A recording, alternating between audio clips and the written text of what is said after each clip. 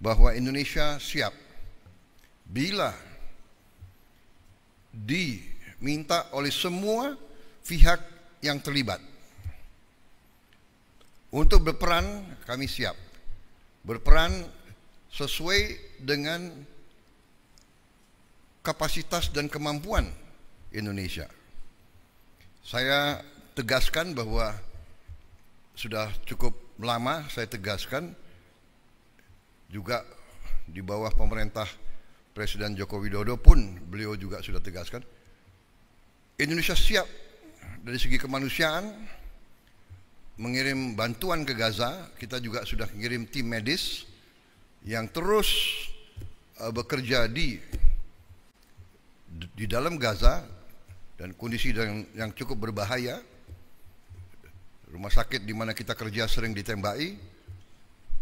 Kita bersyukur, saya terima kasih kepada prajurit-prajurit kita dari kesehatan TNI yang bekerja di situ. Kemudian kami juga siap untuk menerima korban-korban yang luka-luka.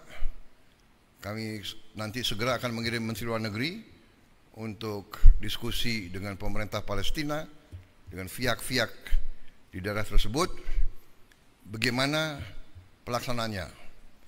Untuk kami siap mengevakuasi mereka yang luka-luka, mereka yang kena trauma, anak-anak yatim piatu, siapapun yang oleh pemerintah Palestina dan pihak-pihak yang terkait di situ, mereka ingin dievakuasi ke Indonesia, kami siap akan kirim pesawat-pesawat untuk mengangkut mereka. Kita memperkirakan mungkin jumlahnya sekitar 1.000 untuk gelombang pertama. Syaratnya adalah semua pihak harus menyetujui hal ini. Kedua, mereka di sini hanya sementara sampai mereka pulih sehat kembali. Dan pada saat mereka pulih sehat kembali, kondisi di Gaza sudah memungkinkan, mereka harus kembali ke daerah mereka asal. Saya kira itu sikap kami, sikap pemerintah Indonesia, dan untuk itulah saya harus konsultasi dengan pemimpin-pemimpin di daerah tersebut.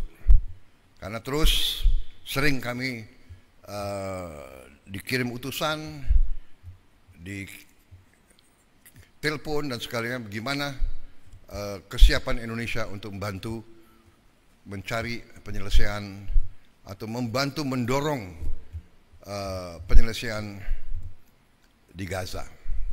Ini sesuatu yang rumit, yang tidak ringan, tapi komitmen Republik Indonesia dalam mendukung keselamatan rakyat Palestina, mendukung kemerdekaan Palestina, saya kira mendorong pemerintah Indonesia untuk berperan lebih aktif.